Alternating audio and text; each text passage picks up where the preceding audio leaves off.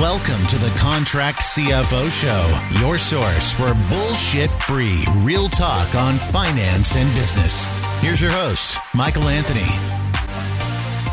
Welcome back to the Contract CFO Show, the #1 show for learning how to think like a boss and take control of your money.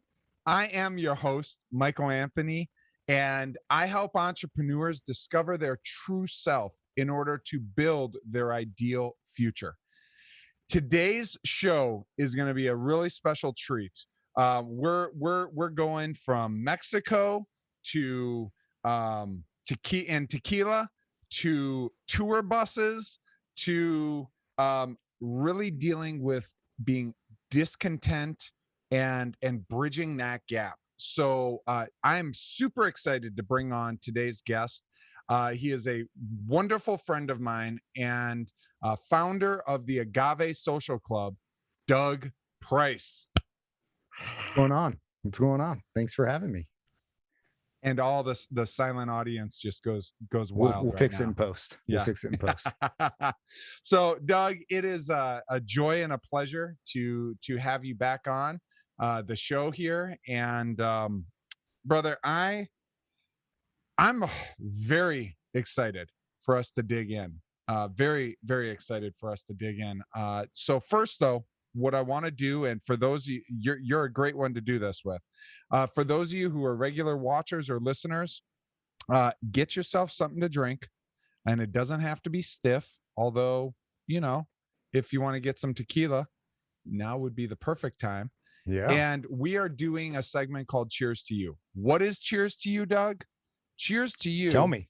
Yeah. Cheers to You is where we as entrepreneurs, and look, I don't care whether you're an early entrepreneur, side hustle entrepreneur, first time entrepreneur, like you're just figuring stuff out, or you're decades in, on your yacht in Ibiza right now. We all celebrate small successes. Yeah. We all, in order to sustain, we have to celebrate small successes, because the big wins only come around once every, just far and few between. But the small wins happen all the time. And so I actually, Doug, would like to cheers you on this. I know this is thank you. Unplanned, and I'm scraping something off my glass right now, so I'm a little distracted. Don't know how that got there. But first off, let's do a double cheers of our glasses. We have the Agave Social Club and the Kick-Ass crew right there. Yeah, nice glass. Boom. Nice looking glass. Cheers. So Doug, what I want to cheers to you, and for all of you watching and listening, I'm cheersing you as well. I want you to think of something you've done. This is actually a little bit more of a big win, I guess, for you, Doug. But you and I were recently down in Mexico, in Tequila, Mexico. We were. And it was just a little over maybe a year and a half ago. Well, it was a year ago. You said to me, man, maybe one day I'm going to do a trip down there and get tours of distilleries. And what I just witnessed was you being welcomed with open arms by 6 distilleries, dozens of brands, and you helping change the industry by educating people that tequila is far more than a shot. And if it's giving you a hangover the next day, it's not because it's because you're buying shitty tequila as opposed to quality, and that it's an art form. And so I want to cheers you for helping bring a lot of joy in my life. And diversifying my knowledge and really truly thousands of others out there. You got your master's degree not too long ago in tequila just by going on a trip with me. I did. From not from me, from all the people that shared so much great information and knowledge about that amazing spirit. Yeah. So special. I'm gonna just give a couple special shout outs to Jose, to Carolyn, to So Chad and Christina. Oh my gosh, guys, Chad, Christina, love I'm you repping guys tonight. I'm repping some Valon's Blanco, Tequila Blanco. This is Valon's, Chad and Christina's brand out of El Pendillo. Now I'm 1579. Amazing juice. Yeah. So dear friends of mine that you got to meet, and just all around some amazing people. Francisco, Chava, Benjamin, Gina, Guillermo, Tony. I mean, so many incredible people. Chava. Yeah. All right. Yeah. Anyway, I don't want to. Magali, we can't forget. Oh Magali. my gosh, Magali. Yeah, a lot of awesome people. Heart. So, all right. All right. This is all about you watching, you listening. So here's why I have Doug on. Right now, America. There was a recent study, I've talked about it on this show before, Doug, where it's a 95% of Americans are looking to change jobs. Yeah. And I believe that. Yeah. But that's, if we're doing math and rounding, that's saying 10 out of 10 people. Yeah. Yeah. So that's a lot of people. And what also was very poignant to me is that I want to say it was 93% said they would be willing to completely change careers. Wow. And so that speaks to, there's a lot of people out there right now who are unhappy. Yeah. They feel there's discontent. They probably feel trapped. They feel maybe suffocated by either an income cap or a time freedom. Maybe, it's the stress of they've been working from home, and either their employer, has tracking software on their computers, shit like that, to where it's just, there's a lack of trust, or maybe they just realized, they woke up and they were like, this is not what I want to do with my life. Yeah. Or they could be doing something because they feel the pressure of someone else, a family member, a parent, like they have to do this line of work, and that's not really their passion. Yeah. We've seen examples of that.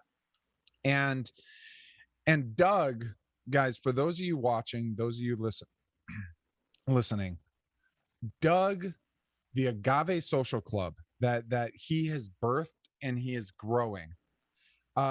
Right now, it is a side hustle for Doug. Doug has a 9-to-5. Doug has a full-time where he's providing for his family, and yet there's this outlet that you have taken a passion and created a hobby. Yeah. And you have really truly created a business of it as well. Yeah. Because the reality is, you're earning you do earn money with the Agave Social Club. I have found ways to monetize it. Yes. And that is so often we'll shy from that. And to me, I want to celebrate that. And also, though, I celebrate the discipline you have of you loving, what you do, and being able to provide for your family through your, and let's just be, all work sucks sometimes, right? It does. Yeah. Uh-huh. Whether it's your dream job or not, all work sucks sometimes. And you've stayed disciplined, though, to where you are able to grow the Agave Social Club from a place where you're not looking at the Agave Social Club to be your 100% source of income. Right. Now, that being said, just for perspective of people listening, you've monetized this successfully by adding value. And honestly, you haven't even scratched the surface on. Yeah, I agree. On it. And yet you are earning more money through that than a lot of people earn in their full-time 9-to-5. Yet it's been fun. And it's been fun to be able to just take that money and to pour it back into doing what I want to do with this, instead of feeling like, okay, I've got to use this to pay bills for other things. I can reinvest, in business. We always want to be reinvesting in the business. So it's been fun to be able to do that. Yeah. And share with that for somebody who, let's say they are really disliking their job right now. And they, in their minds, go, man, if I was in Doug's shoes, doing, and it's fill in the blank with whatever their ideal is. Yeah. But going in cold turkey as opposed to side hustling and growing something and nurturing it. What's the benefit of doing that slow versus just going, all right, I'm taking all the money from it from day one? Well, I think there's more pressure when you have to just take all the money from it from day one. Because look, I thought about when I was really growing this and seeing, okay, there's an opportunity to replace income, to really replace my income. And I've had some things, I can dial it up and dial it back. There's some things I can do to make more. I do have a real job, a full-time job, so I have to be mindful of that. I want to respect that, as they are paying me a salary to do my job well. So I'm mindful of all that. But as I was thinking, I could replace income. You then start to feel a little bit of pressure of that hustle, which is fine. I mean, it's good to feel that, but to breathe and to say, I don't need it. I mean, I want to make money. My time is valuable. All of our time is very valuable. So anything I'm doing that takes away from my family or my day job, I want to be compensated for it, but it's fun. It's kind of fun money. It's to be able to, I do get a lot of product for free, but every once in a while, I do want to buy a special bottle, or just even knowing, hey, we're going to go to Mexico and it's going to cost X amount of money. And, my wife fully supports me in all this, but to be able to say, hey, honey, it's a business trip. I just did X amount of things and it's paid for itself. So it's kind of fun opposed to feeling, okay, I've got to allocate these dollars to lights, to food, to electricity, things like that. Yeah. There's margin. What I'm Yeah. hearing you Yeah. say Oh, is yeah. it Oh, yeah. allows margin for you. Yeah. And so how would, and I'm going to veer just a little bit from some of the stuff we were going to talk about, but how would you say your choice in doing this is positively impacting the Agave Social Club versus if you right now were solely dependent Yeah. on it as your sole source of income? Again, that margin, that freedom to be able to relax, to be able to have fun. I can, as I said, I can dial it up or dial it back, so I can choose to do. And so, let's start. What is the Agave Social Club for anybody that's trying to figure out what did yes, I'm sorry, I didn't clarify that. Yeah. So for what it is, I started. This started. I love tequila. I think there's a story there. I think there's a history there. There's tradition. Mike and I, we saw this a couple weeks ago where we were there walking in the streets and the fields, talking with these people. There's a beautiful story here. So I've always gravitated towards tequila. I had a background in the music industry where just being with community, and I started doing some fun things on tour buses. But ultimately, this came about, a year and a half plus or so, where I started thinking, could I do a tasting event? Would people be interested? So, I did the first one. I had 18 guys show up. I thought, man, could I get 10 guys to show up, all chip in? And immediately they all said, you do this again, I'm in. And my level of knowledge a year and a half ago was far less than it is now. So, I've taken that model.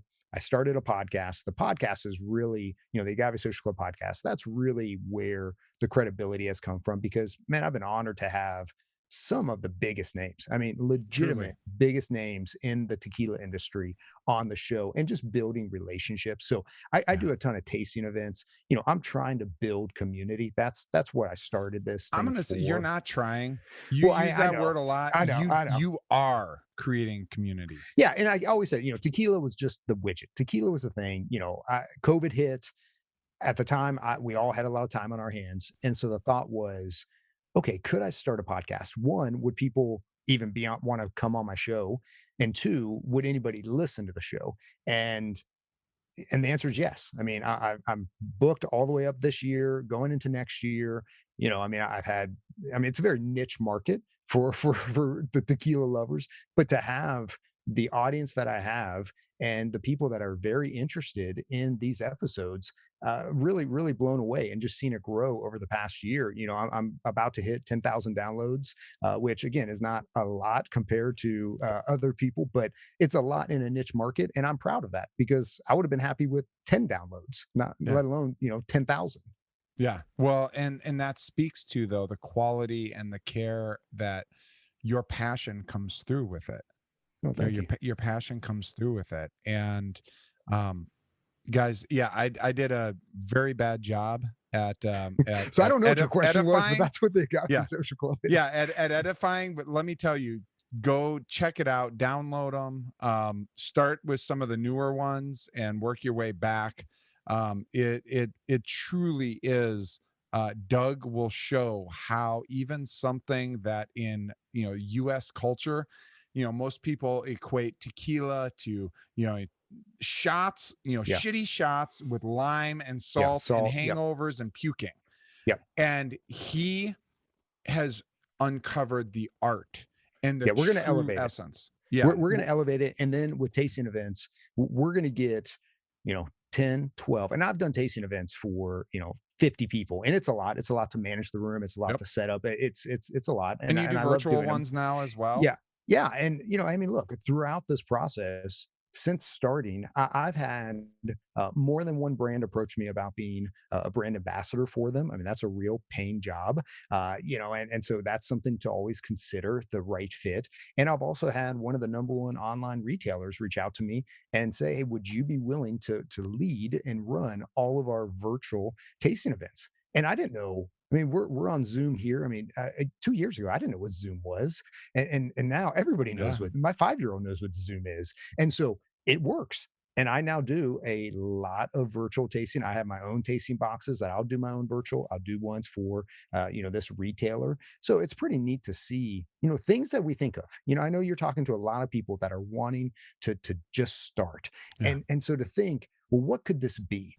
When I was starting this, things that it is now wasn't even on my radar to think about what this could be. So I want to encourage anybody, one, just start as you get going. And if passion leads it over time and you're consistent, I mean, you got to be consistent over time, doors open up and things that you may not have thought of or thought this could be a way to generate income.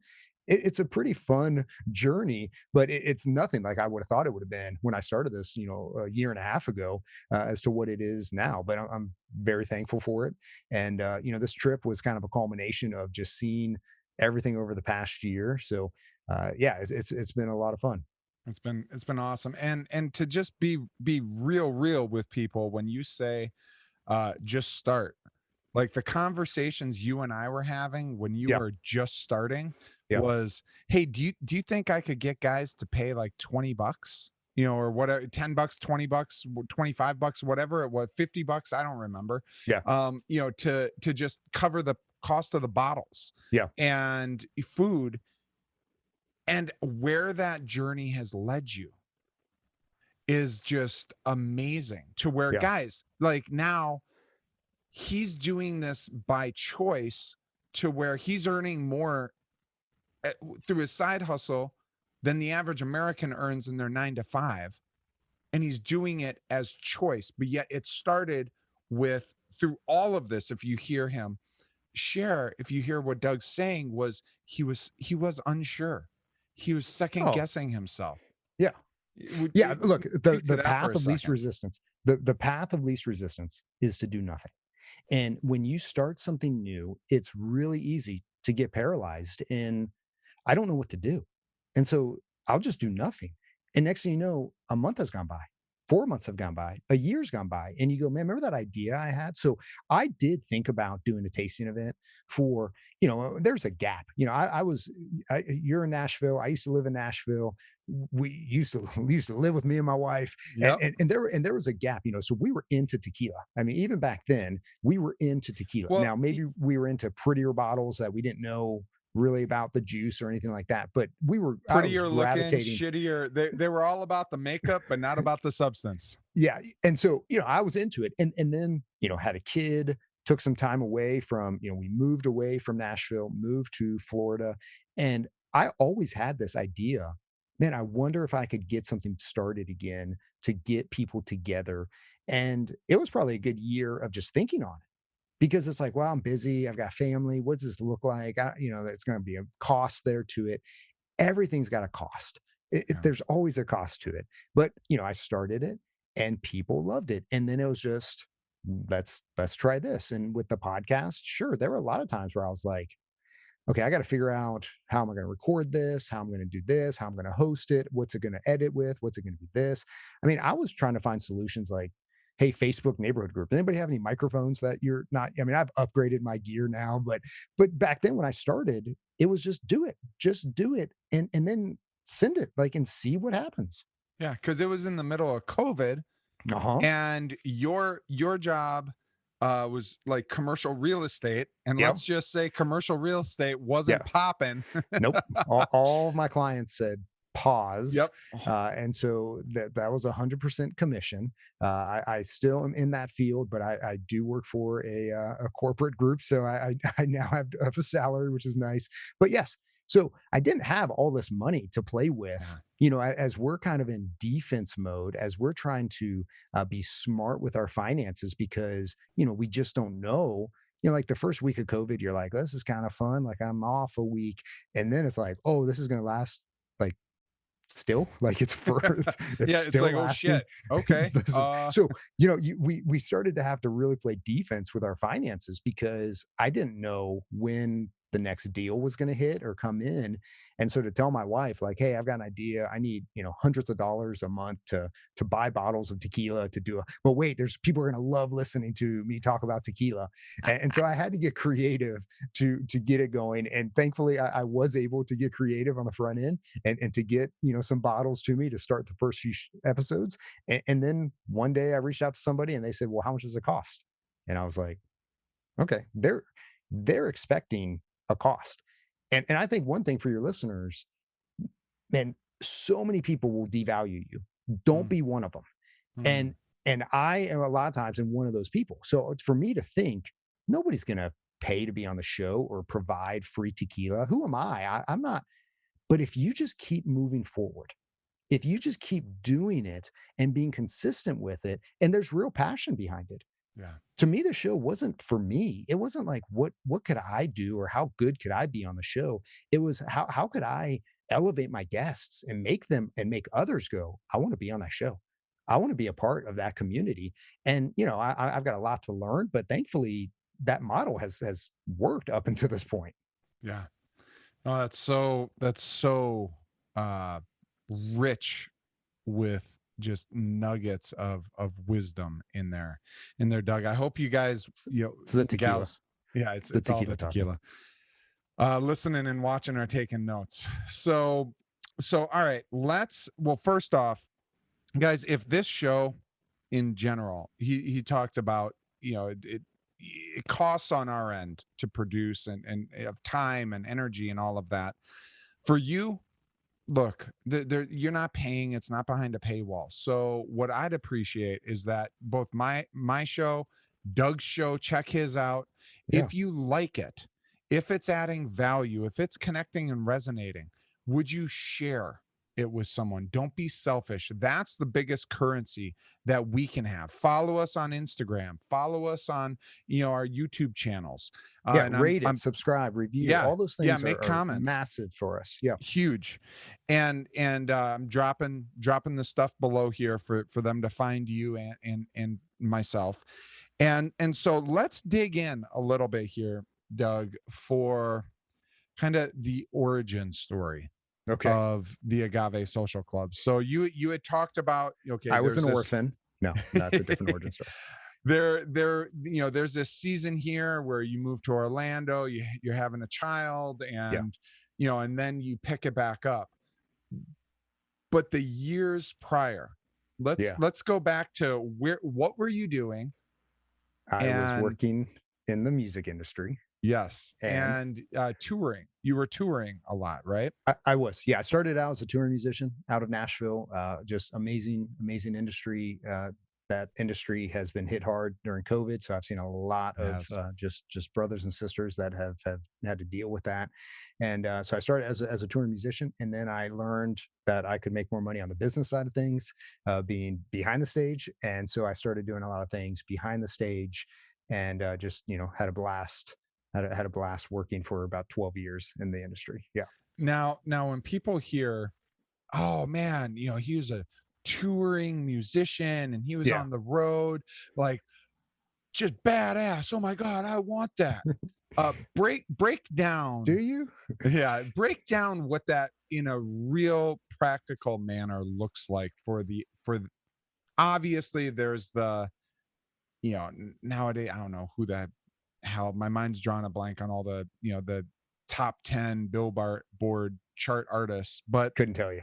yeah, but Couldn't tell you. those people still have some of this experience, but it is very different for them versus your club show, people going in, that sort of thing. So what was life like for you So on the road? look, it is fun. And, I would say 99.9% of people that move to Nashville, want to be in the music industry, or the large amount of musicians that move there want to do it because they want to get into the industry. And the goal is, the life, the tour bus, the shows, all that stuff. And man, so thankful that I was able to get that for whatever level that is. But we're doing over 100 shows a year, all of that stuff. And it is kind of like camp. It is fun. But the reality is, you got a wife at home that's having to deal with real life. You're on the road for, depending on how many tours. And towards the end, we were doing, fall tour, Christmas tour, spring tour, summer festival tours. And so you've got a different group of people that we're all kind of loners. I mean, you go out there, you don't know anybody at first because it's a new tour, and maybe you have some crossover, different tours, some people but it's like your family for all of a sudden, 6 weeks, 9 weeks, 12 weeks, that you've got to have community with these people. You fall in love with them all. You're like, we're gonna be best friends because we've lived on a tour bus. Like on a tour bus, you're either hanging out in the front lounge with people, the back lounge with people, or you're just laying in your bunk. So there's not a lot of like private space. You're with people constantly, or you're in a hotel room, or you're in a venue locker room, or wherever is your green room. And so we would have these communities where, man, that's who we were striving to be with. And then that tour ends, and so you don't see them for a while, and you get a whole new family. And so the reality is, it can be lonely. It can be a hustle of, there's guys out there on the road that are production that are working their tail off from morning to, in the middle of the night. I mean, just working hard. So it's not all just, glamour and things like that. But I saw the sense of really wanting to have community. And that's what drew it together, is we were meant to live in community. COVID has done an amazing job reminding us we were meant to live in community, because it has created isolation for so many people. I mean, I'm still feel isolated at times because you just don't know. And so to have community, and so when I was out there on the road, I thought, okay, what could I do to draw in community? We'd have 2 or 3 tour buses, and sometimes the bus driver doesn't, leave until 1 a.m., 2 a.m., depending on how long of a drive he has. We were in Miami, Florida. I mean, this is really where it started. We were in Miami, Florida. One of the groups we were with, their album was coming out the next day. And so we were like, let's celebrate. And so I thought, I'm going to do a margarita night. Hey, I mean, it's kind of fitting, actually. I never knew it was Miami. It was But Miami. like that, Miami is like the capital of the world for celebrating. Yeah. So, I went and got all the supplies, and we just had a blast. We had a blast making margaritas for everybody. And I don't do like a pre-mix. I mean, I make margaritas that are legit margaritas. I love creating. I love cocktails. I love the art of it all. And you are actually a certified mixologist. Yeah, I've gone bartending. Through. I've gone through courses and done all that fun stuff. And it's really just for fun. It's to learn. It's to fun. It's to have fun. And the people loved it. I mean, we'd have 2 or 3 busfuls of people in the front lounge. I'm like shaking drinks. I mean, it's like claustrophobic, and it was awesome. And so, that went on. I did it maybe as a treat here and there. And then I started to see people were like asking for it. Like, are you, we named it Top Off. We want, let me top off your drink. So we named it Top Off. I kind of go overboard on a lot of things. So I started creating menus and making drinks after artists on the I have your first season of menu I got Okay. you autograph it. You like had it laminated. I don't know if I you did remember have, that, but I don't, I did have them laminated. And I have made up a fair amount of menus. And you know what? It was a blast. It was something that people loved. And I immediately connected those dots. I've talked a lot before about it. I believe bars at times have better sense of community than some churches. I mean, the Yep, idea of just absolutely. being together. Tell me, hey, people open up. You get somebody to have a couple of drinks in them, they'll start telling you. I mean, that's why bartenders have like the best stories in the world, because they're just available. And yeah, I mean, people are just sitting down drinking, going, let me tell you what's going on in my life. And Yeah. bartenders have great stories. Bus drivers have great stories. Tour bus drivers also have great stories as well. So I started a bar on tour buses. Now, let me ask this: as far as you're buying these drinks, you're Yeah, dedicating a crap load of time. How yes, much extra is the tour paying you for this? nothing. So yeah, nothing. So somebody just now was like, "What the fuck?" Nothing, Like, why were you doing this? nothing. Yeah, absolutely nothing. And so it was, um, Passion. I just didn't want to lose money. I was like, hey, reimburse. I just don't want to lose money. And everyone, they did. And look, I worked hard. It was a lot more time. It was it was a lot, but they loved it. And I saw that they loved it. And so I would gladly do it again and again. Yeah. Yeah. Yeah, I remember sometimes you being like, "Oh, I think I'm breaking even on like maybe $20 in. Maybe I'm $20 in on this, but I'll Yeah. get it back there." And Yeah. and that's a sign, guys, for those of you watching, for those of you, listening. It's cliche, but like, people go, what am I here for? What am I meant to do? Well, what would you do if nobody was paying you Yeah. for it? Yeah. And look, if your job sucks and maybe it pays you a shit ton of money, and the reality is you're not going to find a career that pays you as well as what you're doing right now, then just start a side hustle, like what Doug is doing, where just start doing for free Yeah. Yep. what you were born to do, because it's going to feed your soul. Like, Doug, there was a story of one individual that talked to you one night about what you did, one of the stagehands. And that they knew that what I did. Is that? Well, no. Oh yeah. Yeah. So I did. So share this a little, because that ties into the whole, just do it out of your heart, Yeah. and give selfishly, Yeah. and Look, how it ends up impacting you inside. it was a lot. I would work my day. I would do Because my what would grill your ch- day start? Your day would typically start no, at what probably time? not 9 a.m. 9 Okay, a.m. and Start it would loading in, end and at what by time? 10:30, 11. Okay, Yeah. so Yeah. So it's a 13, good. 14 Yeah. hour days. It's a good. And I would do my work, and I could get in my bunk and watch a movie or whatever. But instead, I would have to pull out everything. I'd have to, get all the bottles out. And this was not just tequila. This was, I mean, I had a full stocked bar, drinks. I mean, just all sorts of different spirits. You were And I had Tom Cruising it. You I were had a guy. cocktailing it on the bus. I had a guy get on the bus. He was a production guy, and he looked at me and he knew, like, you're working another job here. And he said, "Do you regret doing this?" And I said, I don't regret doing it. It's a lot of work, but I think people enjoy it. And he just looked at me and, like, complete sincerity, he said, just knowing that at the end of the night, after a long day, because those guys are working longer than I am, at Yeah. the end of the night, I can get on this bus and I can have a good quality cocktail. Like, it was something that he looked forward to, because it was a nice treat. And so for me I'm a servant. Like, at the end of the day, I'm a servant. I want to serve people. I think my two greatest gifts that God's given me is to solve problems and to serve. And so to be Amen. able to That's serve truth. him, I just looked at him and I said, I will gladly do this every night. Every night, I will gladly do this. Yeah.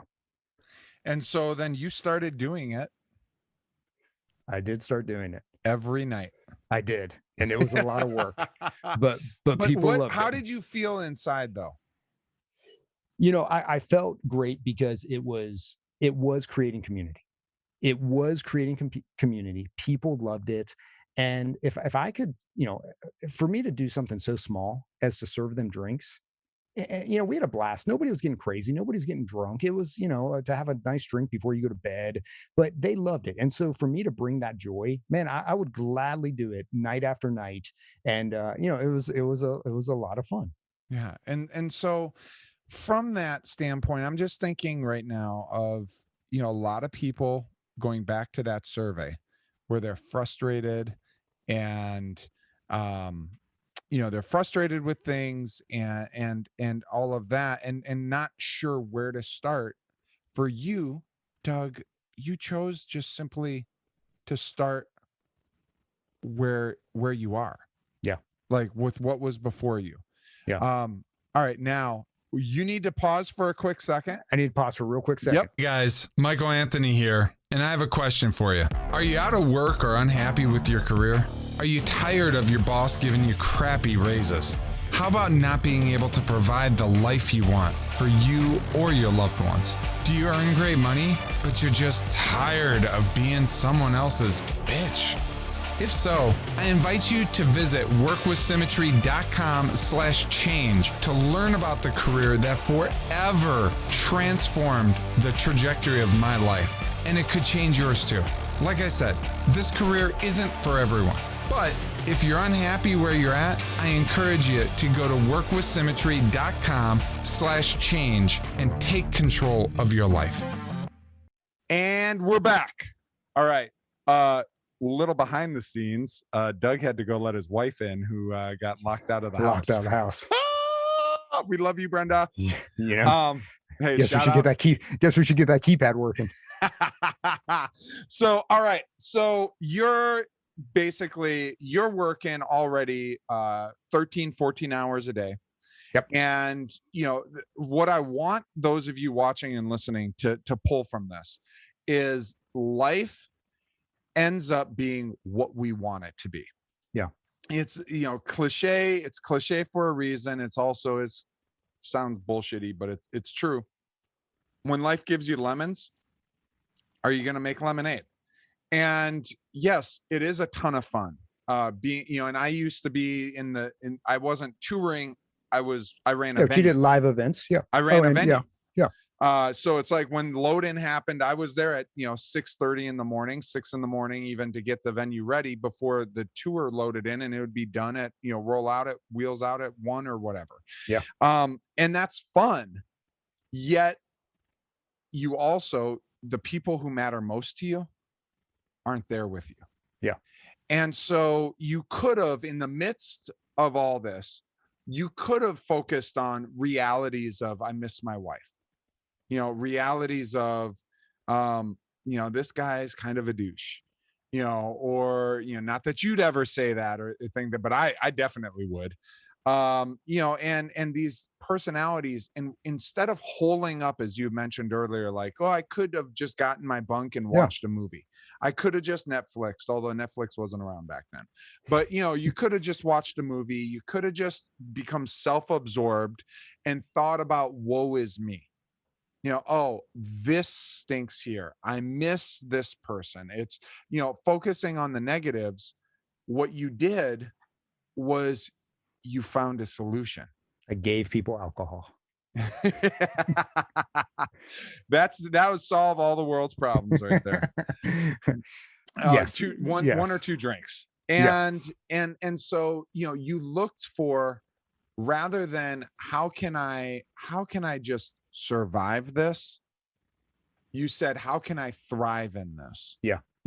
And I'm going to dig in a little bit here, and hopefully it's okay for me to call some of this out. But with your job, your quote unquote job on the road, I got to watch over the years where that vastly expanded. Yeah. And you, as you said, you started to understand you made more money on the business side, of running the tour than on the stage. Yeah. You still were on the stage. Yeah. There's for moments. A lot of it. Yeah. For a lot of it, not all of it, but a lot of it. Yet you would take on these other roles and responsibilities. And for right now, when people, they're feeling unhappy, maybe, you know what, look, if you're unhappy, chances are your boss is unhappy, chances are your boss's boss is unhappy, chances are a lot, most people around you are unhappy. Yeah. And it's not uncommon for on the road people to be burned out and unhappy. 100%. And yet you became a beacon of light. You became, you're not saying that, I'm saying that. Yeah. Okay. You brought joy. Yeah. When people were done talking with Doug Price, they felt better about themselves than when it started. And as a result of that, doors opened for you. Yeah. That, like, talk about that a little bit, share that a little bit. Yeah. For somebody from that mindset of, if somebody's like, fuck this job, I'm done with it, blah, blah, blah, what would you say to them? I would say it is a mindset. And I mean, look, even in my current job, which is hectic, I've even recently had to stop myself and go, what I'm being asked to do, or what this is, or what this looks like now is very different than what it was when I was hired. And I had to just stop myself and go, you need to change your attitude. You need to change your attitude, and you need to know that you were brought here for a reason. And how can you serve? So, anybody who's feeling like, man, I don't like this, I don't want to be here, I want to challenge you to go, hey, tomorrow's going to be a great day. And maybe I can impact somebody, because the reality is we all have problems. Everyone's fighting a battle that we know nothing about. I mean, especially in today's culture where, COVID has created financial issues. It has created, relationship issues. There are people who haven't seen their parents in years or in a year because of COVID. I mean, so everyone's battling something that we know nothing about. So I would say change your mindset. And it's not easy. It's not easy. I mean, there's got to be a gratitude, a thankfulness. Man, I'm thankful I have a job. I'm thankful that I'm out on the road. I mean, look, we would usually bust out like Wednesday. We do shows Thursday, Friday, Saturday, Sunday, come home Monday. Thursday shows like, yeah, we're rested. We're out here. Sunday, we're like, I just want to go home. I just want to go home, see my family. So, but to always understand that the audience is brand new Sunday, and they paid the same money as the person who was there on Thursday. So, show up and do your job well, because that's what we were called to do. So, I mean, I think it is I think it is mental for people that are going, man, there's gotta be more. And then I would challenge them and go, well, what are you passionate about? Because we live in a culture, we live in a, technology culture that it is easier today to make significant money than ever before. It just is. I mean, I went to Hawaii and met a guy who was a Pokemon Go vlogger. He had like 2 million subscribers on YouTube for his channel. And he said, all I do is travel the world and I play Pokemon Go and I get paid for it. That's a real job. Let that sink in. And you're bitching about what in your life? And so, I mean, when I was starting the podcast, I was trying to figure out, okay, how do I get to these people? Because if this was 10 years ago, I'd have a lot harder time getting to these people. Like, oh, let me look up, let me try to find somebody at the company. I go to, Instagram and I slide into their DMs. I just send them a message and go, hey, this is who I am. This is what I'm doing. Do you want to be a part of it? And a lot of times, like within a day, they're like, yeah, okay. So let's actually dig into that early part, because that's where a lot of people they feel overwhelmed. I know I felt overwhelmed starting this show up. You felt overwhelmed. Yeah. What, if you would, bring our viewers and listeners through that journey of, okay, maybe not, well, just the early stages and how you got some of your first guests. Yeah. So again, not knowing, take notes, take notes.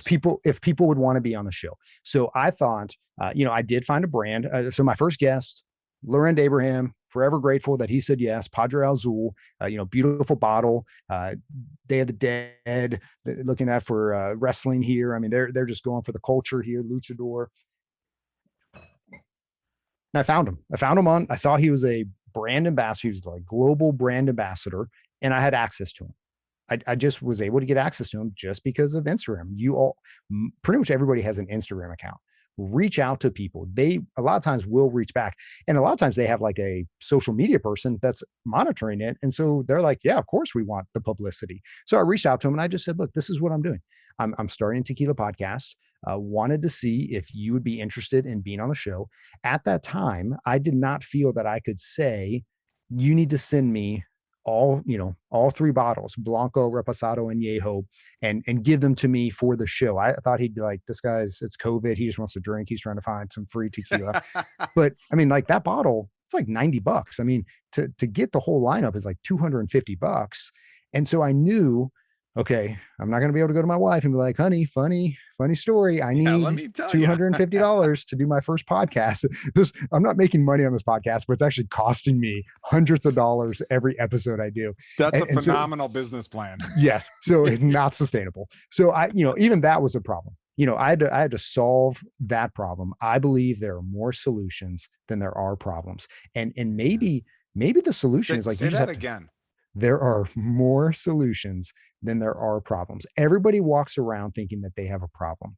And the reality is there are so many solutions for those problems. And maybe there's a solution for someone else's problem. Like you just have to think through it and you have to go, okay, how do I beat this? So I thought, okay, I don't have any of this tequila, but I got 2 friends that I've seen post pictures. Like they have them. So I just reached out to them. Hey, could I borrow your 3 bottles? And so I can do this show. And they said, yeah, absolutely. Just give them back. So that was episode 1. I recorded it. I edited it. I spent a lot of time. I still spend a lot of time. I spent hours. Define a lot of time for that first episode. And I think just editing to what you do now. Well, I think just editing the audio was probably 12 hours. And I think the video was, 2 weeks. I mean, it was a process to figure it all out. And, look, which is part of why now you don't do video full-length episodes. I don't. I have tweaked, I've identified, okay, what's the ROI? I mean, I could get, and honestly, now I do get a lot of views, comparatively speaking, on the video from when I started. So there is a little bit more ROI, but back then I'm like, it doesn't make sense to spend all this time on the video that's going to get this much when the audio gets this much. So I just tweaked. I just pivoted and thought, well, I could do this and do, bottle recap, videos. So I did that first episode and I did not launch it because I wanted to use that to entice other brands to come and be on the show. So what I would do is I would reach out to them via Instagram and say, I now have a podcast. I now have a podcast. My first guest was so-and-so. They're a well-known brand. And I said, I would love to send it to you, but it's a large file. So email sometimes isn't easy, but I could text it to you. Give me your phone number. And I would say 9 out of 10 people were like, sure, here's my phone number. And so I just started collecting in my phone. I would put in their name, I'd put in the brand, and then I would put tequila just so I could type in my search tequila and just see all of these people in the tequila industry. And that was my way of like nonchalantly trying to get their phone number. I mean, you saw me do that in Mexico with one of the most well-known distillers of, hey, I'll say, give me your phone number.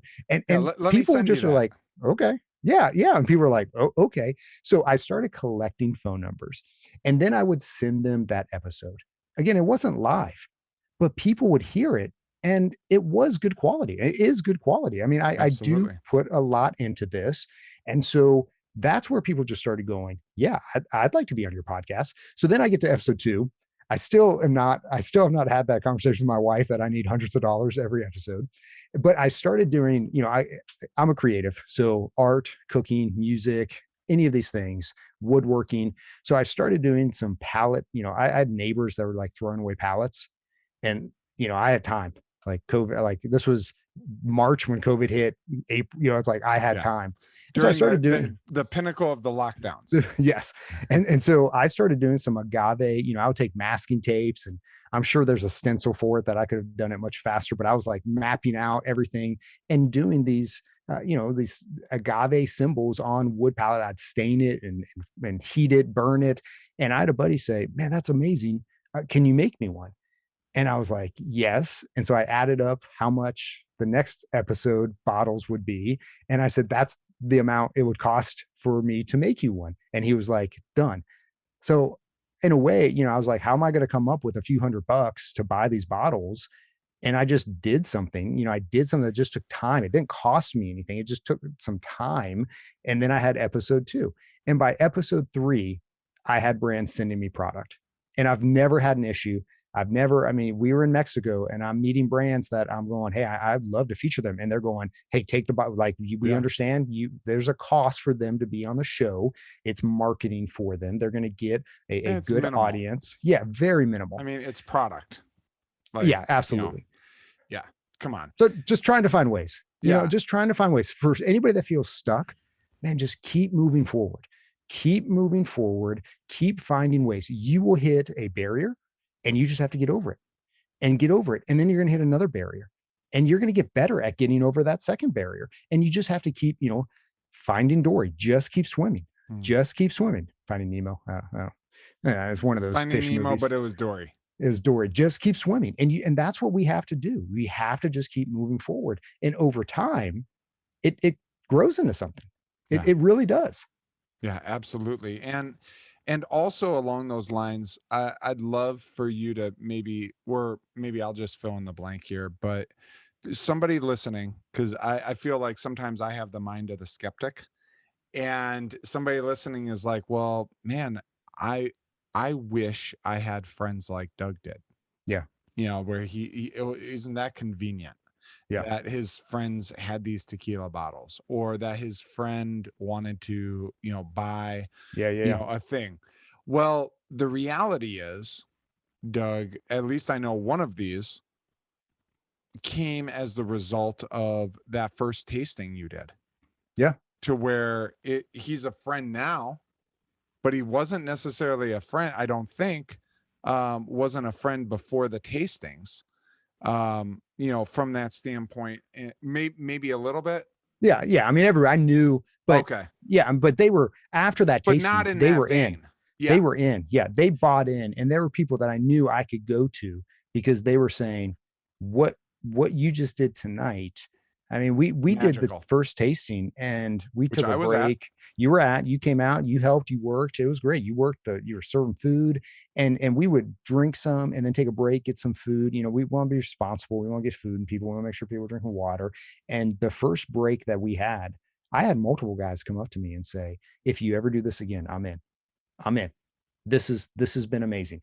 And those guys have come back to more of them. One of the guys has brought his wife to 2 of them. I mean, they're like, and some of them were whiskey guys. A lot of these you're a whiskey person, whiskey guys. Yep. Check out Doug's show, his podcast. You'll love the high proofs. You'll love the high proof blancos. Yep. Yeah. And these are, I mean, look, my tasting events are $100 to $150 a ticket. And, I would do a VIP, you get one of my Glencairns, you get an extra tasting, and I don't do the VIP as much, but there's a real cost there. And so if I'm on a date with my wife and I'm paying $300, I knew, okay, I have to create an event that people are going to walk away from and they're going to say, this was worth it. Yeah. And not only, I want them to also say, I can't wait to come back, and I can't wait to tell 3 other couples. And that's what we've just continued to do, find ways to just create an experience with it. And so that's been neat as well, because I do have a live events background. I love being in front of people. I love people sitting around, as I was with you in Mexico, and you're trying things you never had before and just seeing your expression. And man, there's a real story there. So continuing to elevate. I mean, again, we're going to pull this back to people that are listening, that they're trying to figure out how to take it to the next level. Always be searching for ways to increase that experience, to add value to somebody. My podcast, if I edit the podcast a lot, and I want my guests to sound of me. Absolutely. You're like, just let it play. It is what it is. And look, you know what? I love that. But for me, I want to make sure my guests that have taken the time, for my listeners that have, sometimes they're an hour plus long. And if it doesn't add value, if I don't think that content adds value, like we're never going to get that time back. So I want them to go, wow, he's mindful of my time. He's trying to create a story. And ultimately, I am trying to shape a story that my listeners will go, okay, I really enjoyed that story. And the flow is just something that, And that's exactly it. You tell a story, like you're a storyteller in every one of your shows.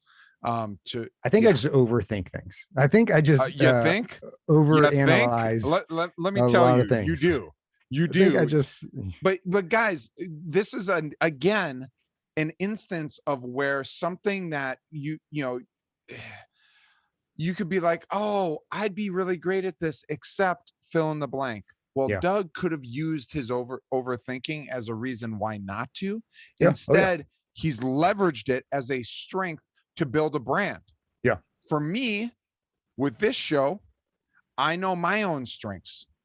And the reality is what almost kept me from starting this is the fact that I'm a slow thinker, and it takes me time to process like my thoughts. Yeah. And I literally, if I started editing, because you can look on my YouTube channel early on, like I have ones where I can edit shit to compress it. Yeah. However, that would have lost the soul of who that journey, I that am. process of getting there. Yes.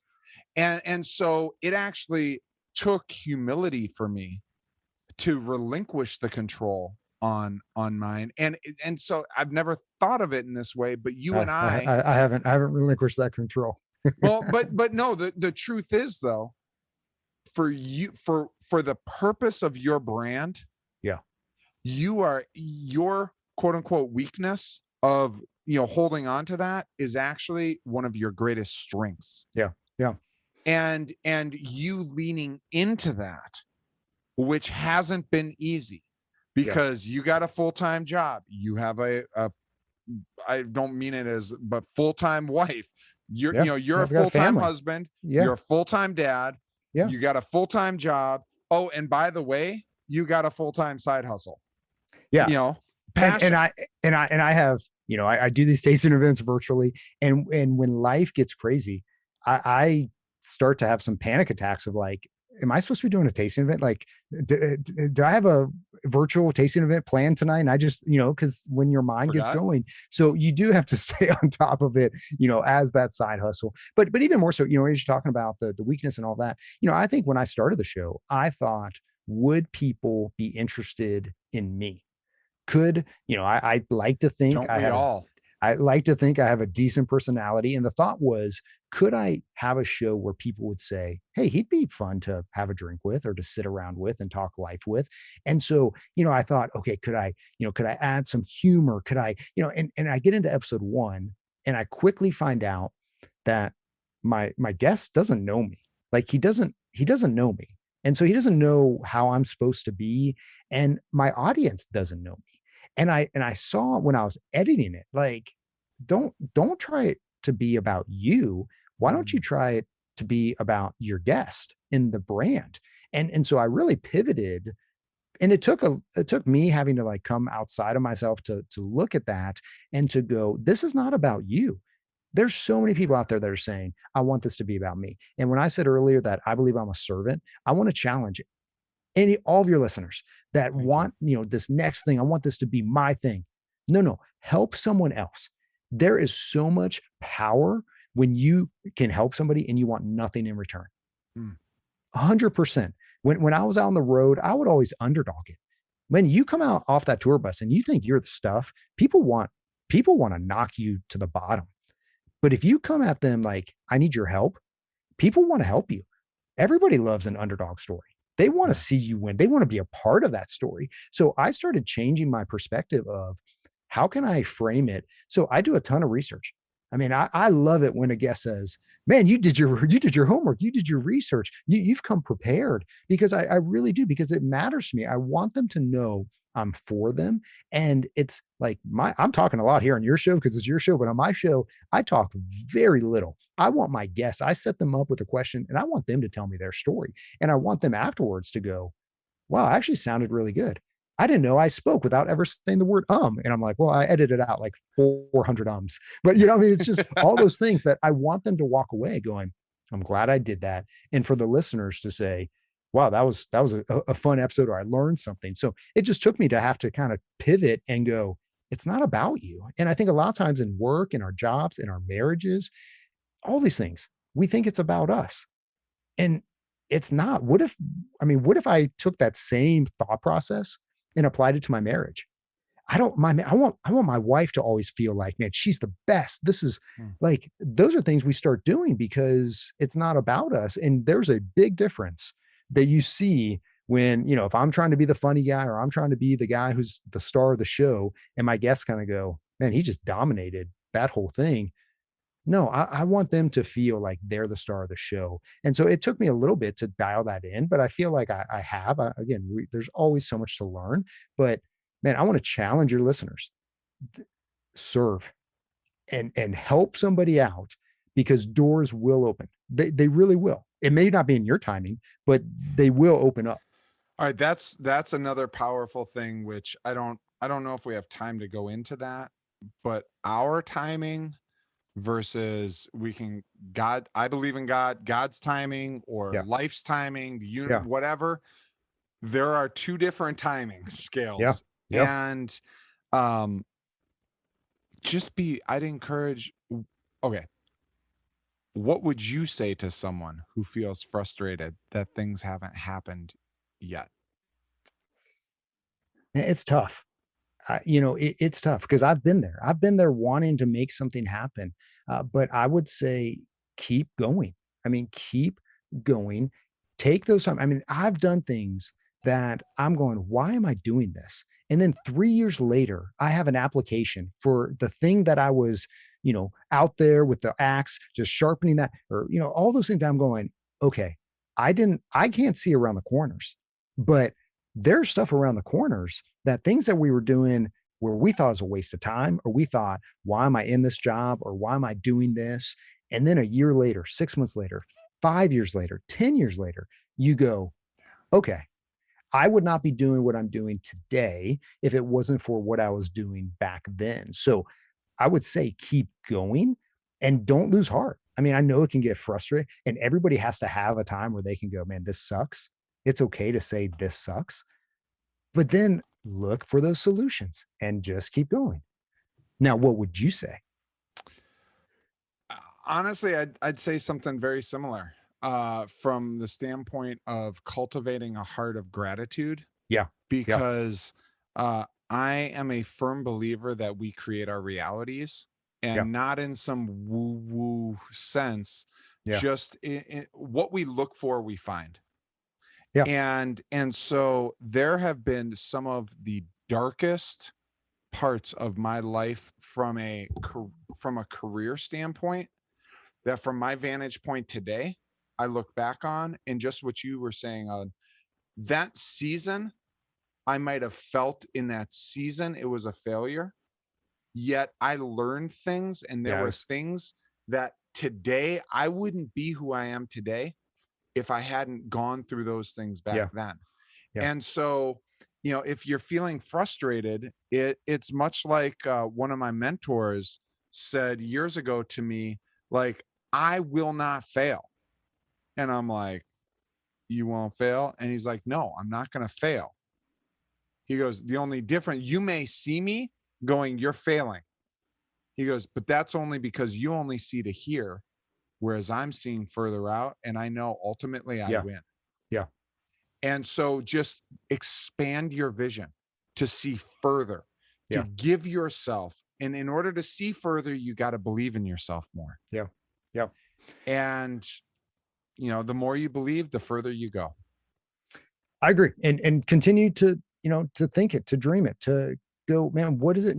My wife has said to me, I don't know anybody who talks about passion and wanting to do something like you do. And when you started the show, you gave a stat of 95% or whatever that percentage of people. they have not found their passion. They believe my role in life is to wake up, to go do something, that I do a service, they then give me money, I can pay bills, and that's just a circle of life. And you are doing on your show with the Kick-Ass Crew, with what I'm trying to just speak into people is, no, there is another way. Now, it's not going to be easy. You know, we all love, I love Gary Vee. Gary Vee's always like, man, stop watching Friends and go educate yourself. You know, it's like we all spend time doing things that have no ROI. And I've had to learn, I still have a video to edit. I've got work to do tonight. You know, it's like, I'm not going to go watch a TV show because I'm choosing to do something that is investing in me. And that's something that we just have to kind of learn and go, man, I'm going to hustle and do this. But man, there's an opportunity for people today's day and age. If you want it, there are more opportunities out there to go and get it. You just got to continue to just one foot in front of the other. That's so great. So great. Well, Doug, all right, as we're wrapping this up here. Yeah. Because you got shit to do, and our listeners, our viewers have shit to do. They got to go find some tequila and listen to some tequila podcast. Yes. And really just think about what they're doing with their life. And in all seriousness, guys, also check out the Kick-Ass Crew. Kickasscrew.com. This is the first time I've ever promoted it on the show. I'm just going to say, go check it out. See if it's something that resonates with you, helping you get unstuck and moving forward in your life. Yeah.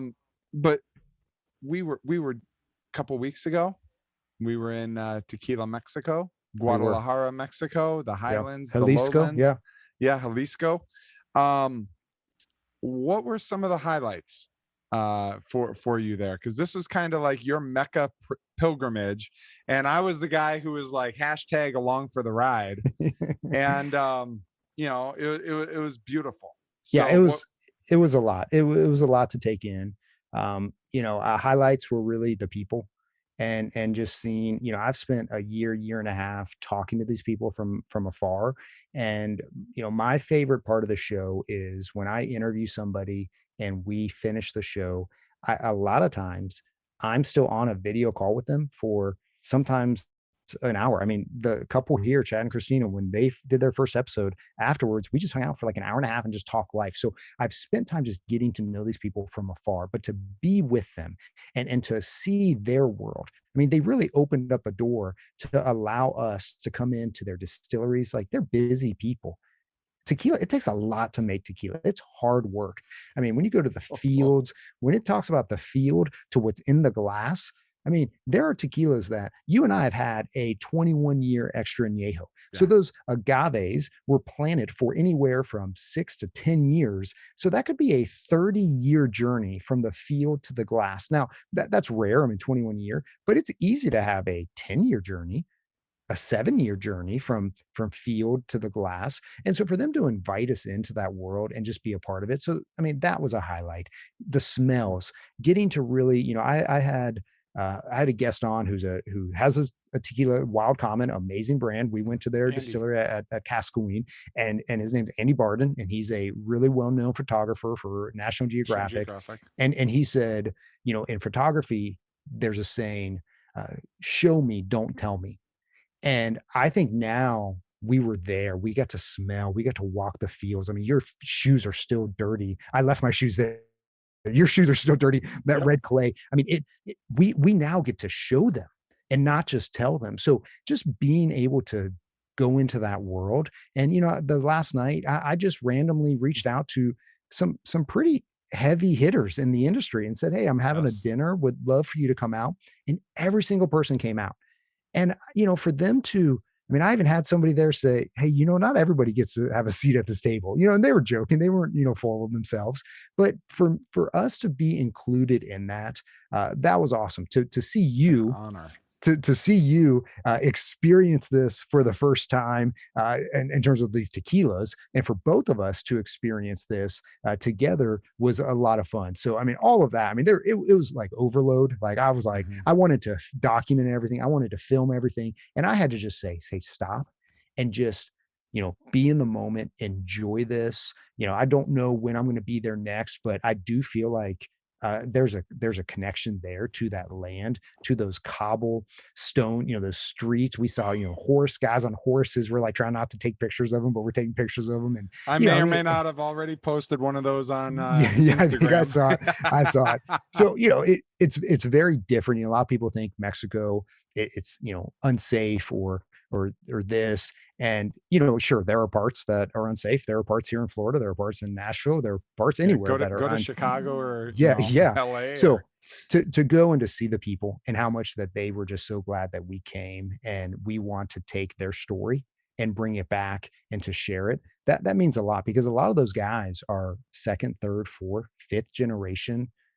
I mean, this has been going on for years and years and years, generations. So it's a big deal to them for us to want to show interest and to say, hey man, my job is to share that story. I'm trying to share that story. I believe there's a beautiful story there. So a lot of highlights. It was like Christmas morning every day for me. You were like, hey, calm down, Doug. I'm like, this is amazing.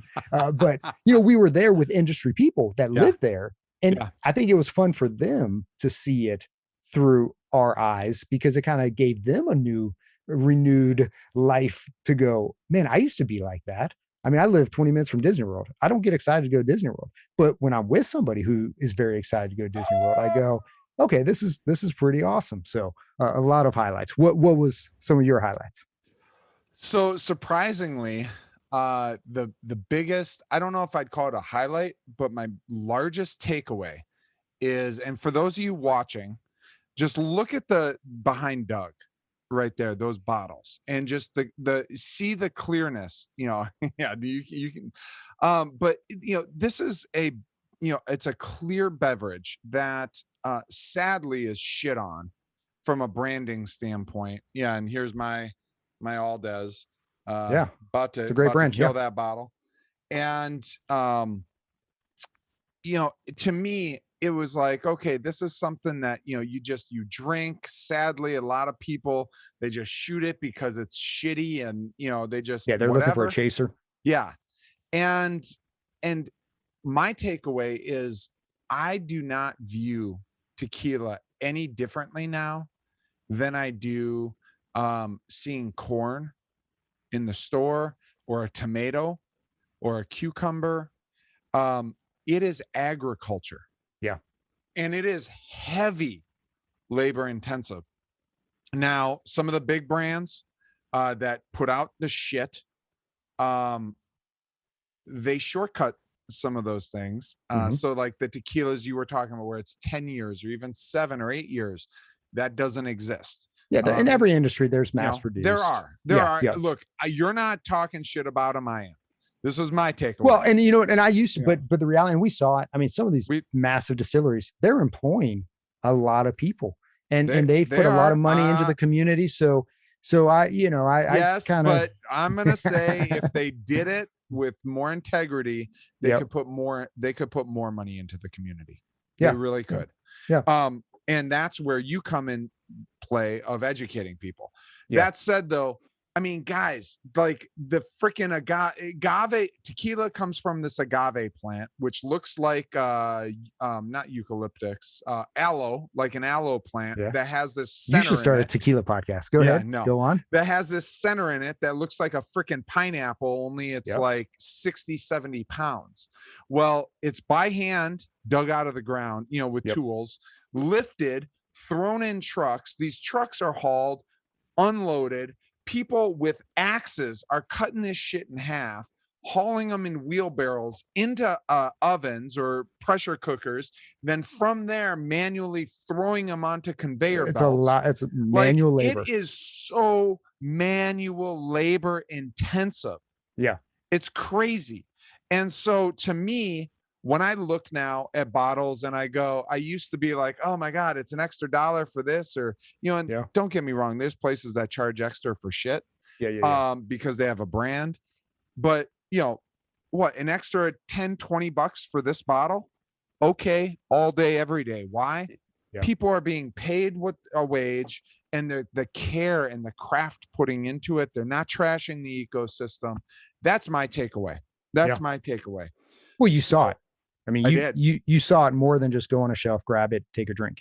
Yeah. You saw it. Yeah. You went behind the curtain and you saw it. I did. And so to close and wrap this up, what I will say for all of you listening and watching, you make it this far, you're different, you're special, you're unique, because most people don't finish a book. Most people don't finish a podcast, especially the long ones. Here's my nugget for you. Look, you can hear the passion and the joy and the fulfillment in my heart over what I experienced through the gift of what Doug opened up for me. Now, earlier on in the show, Doug mentioned to you, I flew down. I showed up for his first. Why? I didn't know. I just wanted to support him, and thank God I'm in a position where I can. Yeah. Yet it's led to beautiful things. And guys, the more in your life you bust your ass and put yourself in situations to where you can earn more money so that you have more options in life, the more life blossoms for you. And so I'm sharing this to say, do not give up hope. Yeah. In fact, hold on to hope and foster hope and get after it. Yeah. Go after it. You're worth it. Your life is where you were not meant to be a fry cook. You were meant to live for more. Unless that's your passion. Hey, unless that's your passion. And then you were not meant to be a McDonald's fry cook. Yes. Otherwise, become the best, literally. Yeah. Starbucks turned a 50-cent commodity into a $5 luxury. Yeah. Yep. There is someone out there that could do that with French fries. Yeah. So, all right, y'all. Doug, thank you so much for being on. Thank you, brother. Check out his show. We're both empty. Hopefully those of you watching, listening, you're empty as well. And if you're drinking something stiff, you weren't in a car. Guys, keep living your life to the fullest. Live with purpose and intentionality. Till next time. Peace. That's a wrap. Congrats on investing in yourself with the Contract CFO Show, hosted by Michael Anthony. If you've enjoyed today's show, please leave a comment and tell a friend to check it out on YouTube or however they get their podcast on. Follow us on Facebook and Instagram at Michael Anthony TV. Visit michaelanthonytv.com to find show notes and past episodes. Plus, you can join the conversation by submitting questions and topics you want to hear. And remember, tomorrow can be better than today. The choice is yours. Now, P.S. Don't be a dumbass. Remember, this is a conversation and not meant to be personal or legal advice.